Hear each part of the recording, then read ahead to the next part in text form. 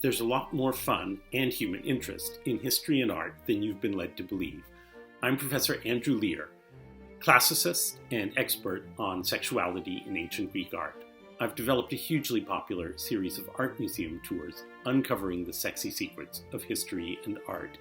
This series will follow up on that, spreading the fun to all you folks out on the internet. Today's episode is about art as pornography, or at least softcore pornography. There isn't very much sex on display in any art museum, but there's actually an enormous amount of art that's erotic. This is something that we are trained not to notice.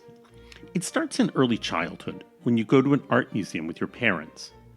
When little kids see the naked people in art, they giggle and point, and their parents tell them, that's not what it's about. Thus, a lifelong training begins in which you are taught to look at art as an aesthetic, almost philosophical experience. But the problem is that your parents were wrong. It is about sex, or a lot of it is about sex. This is just something that we've lost track of in the 20th and 21st centuries, and the reason is very simple: photography. As soon as photography was invented in the mid-19th century, it started stealing functions away from art. Functions such as portraiture. While people still paint portraits today, it's only for fancy or institutional settings. Another one of those functions was porn. Before photography existed, art was the only place you could go to see titillating images. This was even truer in ancient Greek art. Here, for instance, is an image of an orgy with a prostitute performing oral sex on a guy, and another guy penetrating her from behind with some hard-to-identify object. Such images were probably meant as comic, but in any case, ancient Greek art could sometimes represent sex directly, as could Japanese and Indian art. But once Christianity came to dominate the West in the 4th century AD, sexy art disappeared, starting what I like to call the pornless millennium. Then, in the Renaissance, starting in Italy, erotica came back out of the closet. But society was still Christian, so direct representations of sex were illegal. The few pornographers around were put in jail and their works burned. In order to make racy scenes, artists needed something ancient Greek or Japanese artists didn't need: an excuse. And the main acceptable excuse for making sexy pictures was classical mythology. Myth was considered highly respectable, even pedagogical. But there are, of course, a lot of racy stories in classical mythology, and also people in Greek and Roman art are often naked. So mythology offered a lot of opportunities for making erotica, including, for instance, the chance to make pin-ups. The goddess Venus served as the main pin-up for Western art for 400 years.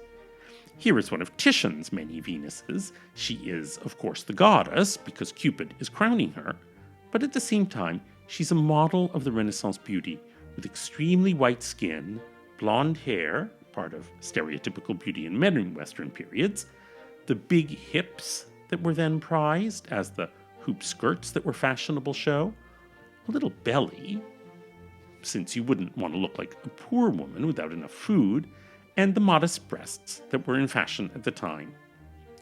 There are also scenes that show several sexy women at once, as in this painting by Lucas Cranach the Elder, in which the Trojan prince Paris has to choose which of the three naked goddesses is the most beautiful. You can also have sexy boys or young men, because homoeroticism was an important aspect of the Renaissance. There are several mythological male sex objects. There's Ganymede, Zeus, Jupiter's boy toy. I'll give you both the Greek and Roman names. There's Adonis, Venus Aphrodite's boy toy. And I'm showing you Gyrodes Endymion. Endymion is a young man with whom the goddess of the moon fell in love. And she asked Zeus, Jupiter, to make him immortal, but she forgot to ask to keep him awake. So he's always asleep, and she visits him at night. This Endymion is a typical one.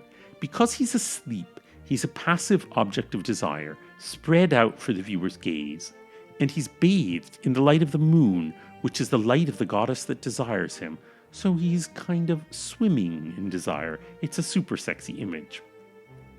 So, You have goddesses as pinups, you have young men as pinups. There were also all kinds of possible scenes of foreplay.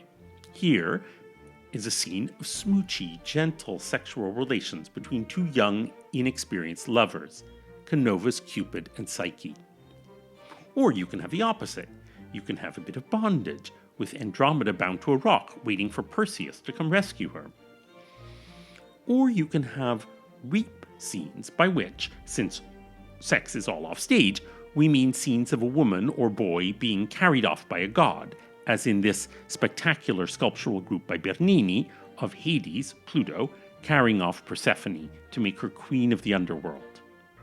We are inclined to be censorious about images like this, to see them as part of a culture of male sexual domination. All of that's perfectly accurate, but I think we might want to consider them in a slightly different light, which is the light of porn. Porn today, too, is full of rapes and bondage, and in fact, people's sexual fantasies are full of these things as well. That doesn't mean that the viewers of porn, or the people experiencing fantasies, would enjoy or approve of rape. Art like this is in that same realm of fantasy.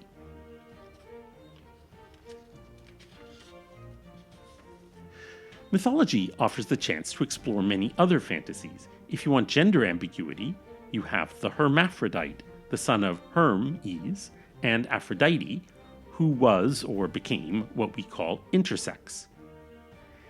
In porn, you have the shower scene. In mythology, you have Diana, Artemis, and her nymphs bathing in a woodland stream, which also gives you a multiple pinup. And the band of huntress nymphs even gives the artist the chance to do a girl-on-girl scene, because there is a story in which Zeus, Jupiter, has a thing for one of the nymphs called Callisto. But in order to get into that band of huntresses, he has to turn himself into a young woman.